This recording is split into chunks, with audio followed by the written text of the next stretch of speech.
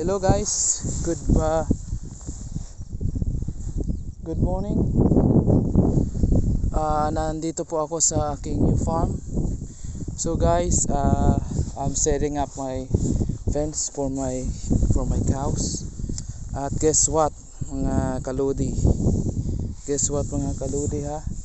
May nakita akong bagong location. Ito swamp area. So yes, nakita nyo yung lumipad na pato. Oh yes, that's it. May naglilimlim po dito. Tingnan po natin dito guys.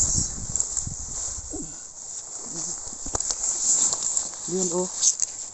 Oh, may naglilimlim na siya oh. Yun guys. 2, 4, 6, 8, 10, 11 guys. 12. Kunin na po natin yan kasi balot na po yan. Haha.